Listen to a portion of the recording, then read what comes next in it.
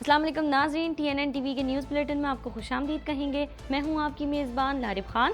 सबसे पहले नज़र डालते हैं न्यूज़ हेडलाइंस पर। ऐमन अल ज़वाहिरी के लिए कार्रवाई में पाकिस्तानी फ़िज़ाई हुदूद के इस्तेमाल का सबूत नहीं मिला। दफ्तर ख़ारजा का कहना है कि अमरीकी सफ़ीर की जानिब से पाक अफ़गान बॉर्डर दौरे की तफसीलात नहीं हैं।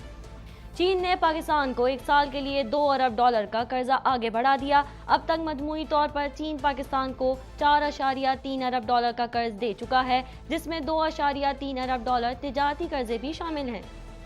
रुपया मुस्तहकम, अमरीकी डॉलर मजीद सस्ता, स्टॉक मार्केट में भी तेजी। स्टेट बैंक के मुल्क से अफगानिस्तान डॉलर की स्मगलिंग की रोकथाम के लिए भी इक़दामात। चीफ इलेक्शन कमिश्नर के खिलाफ PTI ने सुप्रीम जुडिशल काउंसिल में रेफरेंस दायर कर दिया। रेफरेंस में कहा गया है कि सिकंदर सुल्तान राजा आईनी जिम्मेदारियां अहसन तरीके से अदा नहीं कर रहे, उन्हें इनके ओहदे से हटाया जाए। ये कैसी आज़ादी है कि माशी तौर पर हम IMF के गुलाम हैं। वज़ीर आज़म कहते हैं, हम मुत्तहिद हों तो कोई मुश्किल, कोई पहाड़ हमारे रास्ते में रुकावट नहीं बनेगा। कॉमनवेल्थ गेम्स में पाकिस्तान ने पहला गोल्ड मेडल जीत लिया। पाकिस्तानी वेट लिफ्टर की फतह के बाद वेट लिफ्टिंग हॉल पाकिस्तान जिंदाबाद के नारों से गूंज उठा। टोरंटो और GTA के लिए गरज चमक के तूफान की वार्निंग खत्म हो गई। जनूबी ओंटारियो के कुछ इलाकों में बारिश की वार्निंग बरकरार। जनूबी ओंटारियो में तूफान से 9,000 अफराद बिजली से महरूम हो गए। रूस के खिलाफ कनाडा की नई पाबंदियां। ताज़ा पाबंदियों के शिकार अफराद पर यूक्रेन के शहर बूचा में कत्ल गारत का इल्ज़ाम है। कैनेडियन और जर्मन वजीर खारजा की रूसी टरबाइन की मुरम्मत पर एक बार फिर वजाहत। अस्पतालों में अमले की कमी से निपटने के लिए वफाकी हुकूमत हमारी मदद करे। ओंटारियो के प्रीमियर डग फोर्ड का कहना है कि वफाकी हुकूमत मुनसिफाना किरदार अदा करे। सूबे के मुतअद्दिद अस्पताल अमले की कमी की वजह से अपने ऑपरेशंस तब्दील कर रहे हैं।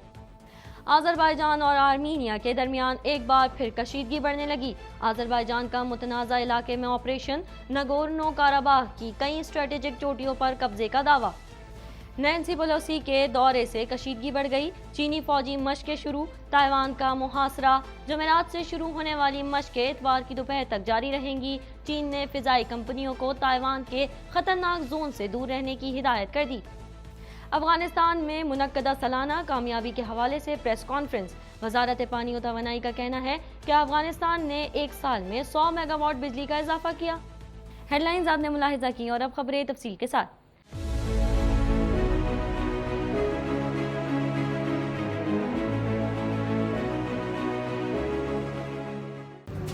Watch Islamic Finance TV on Monday to Friday 1 p.m. 1.25 crore की आबादी पर मुश्तमिल कराची मेट्रोपॉलिटन सिटी में सेहत के हवाले से हस्पताल तो बहुत, लेकिन फिजियोथेरेपी सेंटर नायाब हैं। अल्हम्दुलिल्लाह हमने इस कमी को पूरा करते हुए गुलिस्तान जौहर में ज़ुबैदास फिजियोथेरेपी सेंटर का आगाज कर दिया है।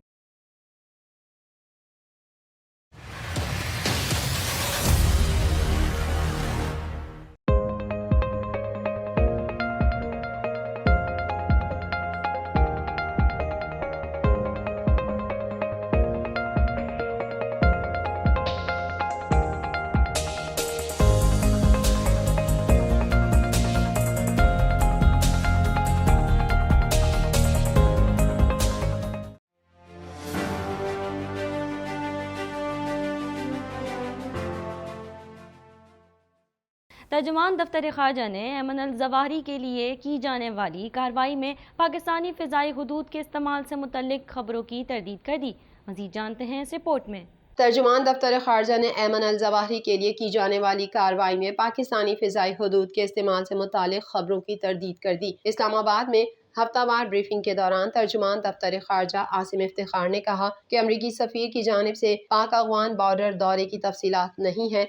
अल-कायदा रहनुमा की हलाकत से मुतालिक सवाल पर तर्जुमान ने कहा कि ऐमन अल ज़वाहिरी से मुतालिक कार्रवाई में पाकिस्तानी फ़िज़ाई हुदूद के इस्तेमाल का कोई सबूत नहीं मिला। मसला कश्मीर से मुतालिक तर्जुमान का कहना था कि 5 अगस्त को भारत के मकबूजा कश्मीर में गैर कानूनी इक़दामात को 3 साल हो जाएंगे। भारत मुसलसल अक़वाम मुत्तहिदा और सलामती कौंसिल की करारदादों समेत इंसानी हुकूक के कवानीन की खिलाफ वर्जी कर रहा है। मकबूजा जम्मू कश्मीर में 9 लाख से ज़ायद भारतीय अफवाज काबिज हैं। आसिम इफ्तिखार ने मजीद कहा कि मकबूजा कश्मीर में लॉकडाउन, इंटरनेट बंदिश और कश्मीरियों का मावराए अदालत कत्ल किया जा रहा है। कश्मीरी लीडरशिप को हक खुद इरादियत के लिए आवाज़ उठाने पर कैद में रखा हुआ है।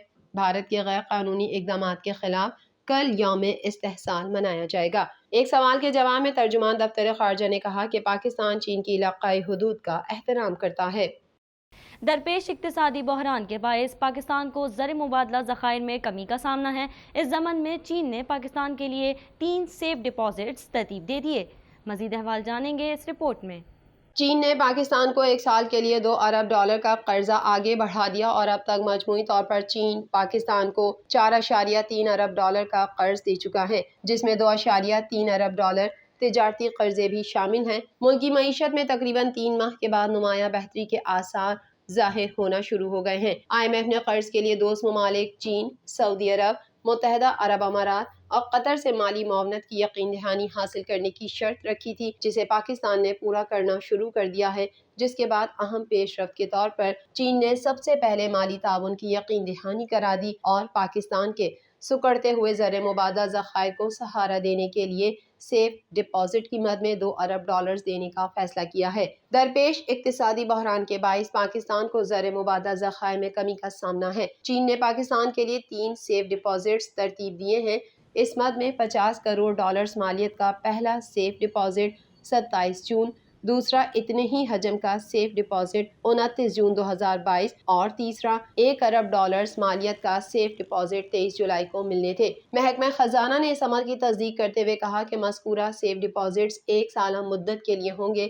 چین نے $2 ارب 30 کروڑ کی کمرشل قرضوں سمیت پاکستان کی مجموعی طور پر $4 ارب 30 کروڑ کی قرضوں کی شکل میں مالی معاونت کی ہے، تاکہ موجودہ مالی سال میں بیرونی فائنینسنگ میں موجود $35 ارب 90 کروڑ کے فرق کو محدود کیا جا سکے، جبکہ IMF سے قرض کی آئندہ قسط کے لیے بین الاقوامی مالیاتی ادارے کے ایگزیکٹو بورڈ کا اجلاس رواں ماہ کے آخر میں ہونے والا ہے، جس کی مناسب یقین دہانی کرا دی گئی ہے۔ تاہم پاکستانی حکام کو اس حوالے سے باقاعدہ اعلان کا بے چینی سے انتظار ہے۔ اس کے علاوہ دوست برادر ممالک سعودی عرب، متحدہ عرب امارات اور قطر سے مالی معاونت کا تندہی سے انتظار ہے۔ اس سے مالیاتی خلا کی مد میں $4 ارب کی تلافی ہو جائے گی اور شرح مبادلہ میں بھی استحکام آ جائے گا۔ امریکی کرنسی کی قدر میں مسلسل کمی کے بعد انٹر بینک میں ڈالر مزید $3.79 سستا ہو گیا، جبکہ روپیہ مستحکم ہونے لگا۔ مزید احوال اس رپورٹ میں۔ امریکی کرنسی کی قدر میں مسلسل کمی کے بعد انٹر بینک میں ڈالر مزید $3.79 سستا ہو گیا، جبکہ روپیہ مستحکم ہونے لگا۔ تفصیلات کے مطابق روپے کے مقابلے میں ڈالر کی قیمت میں کمی ریکارڈ کی گئی۔ انٹر بینک میں امریکی کرنسی کی قیمت میں $3.79 کمی ہوئی، جس کے بعد $225 پر فروخت ہو رہی ہے۔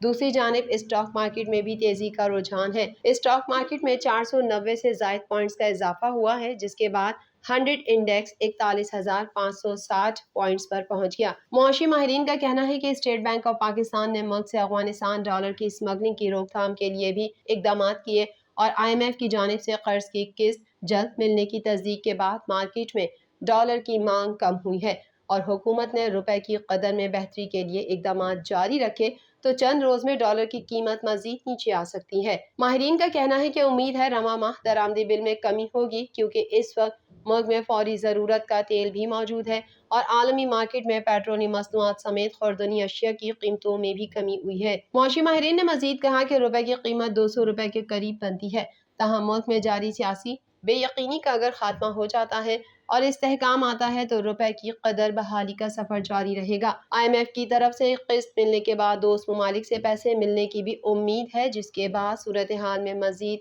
بہتری آنے کی امید ہے۔ پاکستان تحریک انصاف نے چیف الیکشن کمشنر کے خلاف سپریم جوڈیشل کونسل میں دائر کیے جانے والے ریفرنس میں موقف اختیار کیا ہے کہ سکندر سلطان راجہ دانستہ طور پر بد انتظامی کے مرتکب ہو رہے ہیں۔ مزید جانیں گے اس رپورٹ میں۔ پاکستان تحریک انصاف نے چیف الیکشن کمشنر سکندر سلطان راجہ کے خلاف ریفرنس سپریم جوڈیشل کونسل میں دائر کر دیا۔ چیف الیکشن کمشنر کے خلاف ریفرنس بابر ایوان کے ذریعے بھجوایا گیا ہے۔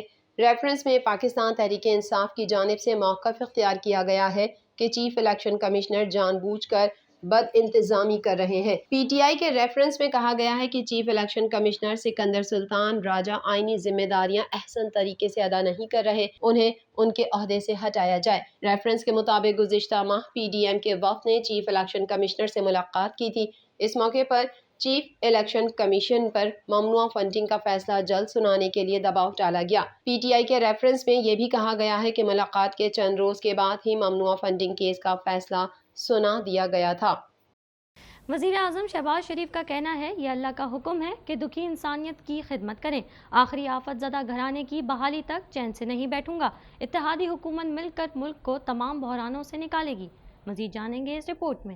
وزیر اعظم شہباز شریف کا کہنا ہے کہ یہ کیسی آزادی ہے کہ ہم معاشی طور پر عالمی مالیاتی ادارے کے غلام ہیں۔ پشاور میں سیلاب زدگان کی بحالی کے لیے لگائے گئے کیمپوں کے دورے پر میڈیا سے گفتگو کرتے ہوئے وزیر اعظم شہباز شریف کا کہنا تھا، اللہ کا حکم ہے کہ دکھی انسانیت کی خدمت کریں، آخری آفت زدہ گھرانے کی بحالی تک چین سے نہیں بیٹھوں گا۔ اس موقع پر آئی ایم ایف سے قرض کے حوالے سے بات کرتے ہوئے شہباز شریف کا کہنا تھا کہ سوچنے کی ضرورت ہے کہ 75 سال میں ہم نے ملک کے لیے کیا کیا، یہ کیسی آزادی ہے کہ معاشی طور پر ہم آئی ایم ایف کے غلام ہیں۔ وزیر اعظم شہباز شریف نے مزید کہا کہ ہم متحد ہوں تو کوئی مشکل، کوئی پہاڑ ہمارے راستے میں رکاوٹ نہیں بنے گا، اتحادی حکومت مل کر ملک کو تمام بحرانوں سے نکالے گی۔ کامن ویلتھ گیمز میں نوبرٹ نے سنیچ اور کلین اینڈ جرک میں سب سے زیادہ وزن 400 کلو گرام اٹھا کر بھارت، آسٹریلیا، انگلینڈ اور کینیڈا کے ویٹ لفٹرز کو شکست دی اور نئی تاریخ رقم کر دی۔ مزید تفصیلات اس رپورٹ میں۔ کامن ویلتھ گیمز میں پاکستانی ویٹ لفٹر نوح دستگیر بٹ نے تاریخ رقم کرتے ہوئے ملک کے لیے سونے کا تمغہ جیت لیا، جبکہ شاہ حسین نے جوڈو کے مقابلے میں کانسی کا تمغہ حاصل کیا۔ برطانوی شہر برمنگھم میں جاری کامن ویلتھ گیمز 2022 میں پاکستان کی کامیابیوں کا سلسلہ شروع ہو گیا۔ شاہ حسین کے ملک کے لیے پہلا میڈل جیتنے کے بعد پاکستانی ویٹ لفٹر نوح دستگیر بٹ نے گولڈ میڈل اپنے نام کر لیا۔ کامن ویلتھ گیمز میں نوح بٹ نے اسٹیچ اور کلین اینڈ جرک میں سب سے زیادہ وزن 400 کلو گرام اٹھا کر بھارت، آسٹریلیا، انگلینڈ، کینیڈا کے ویٹ لفٹرز کو شکست دی اور نئی تاریخ رقم کر دی۔ پاکستانی ویٹ لفٹر کی فتح کے بعد ویٹ لفٹنگ ہال پاکستان زندہ باد کے نعروں سے گونج اٹھا۔ ویٹ لفٹنگ کے مقابلے میں نیوزی لینڈ نے سلور میڈل جبکہ بھارت کے گردیپ سنگھ نے کانسی کا تمغہ حاصل کیا۔ دوسری جانب جوڈو کے مائنس 90 ویٹ کیٹیگری میں شاہ حسین نے برونز میڈل جیتا ہے۔ انہوں نے جنوبی افریقہ کے کھلاڑی پرنتیج کو ناک آؤٹ کرتے ہوئے یہ میڈل اپنے نام کیا۔ شاہ حسین نے 2014 میں گولڈ کوسٹ میں کھیلی گئی کامن ویلتھ گیمز میں سلور میڈل لیا تھا، اس بار وہ برونز میڈل جیت پائے ہیں۔ واضح رہے کہ اب تک پاکستان کے 6 سے زائد ایتھلیٹس مقابلوں سے باہر ہو چکے ہیں، جبکہ جیولن تھرو میں پاکستانی ایتھلیٹ ارشد ندیم فائنل تک رسائی حاصل کرنے میں کامیاب ہوئے ہیں۔ مزید خبریں بھی بلیٹن کا حصہ ہوں گی مگر اس بریک کے بعد۔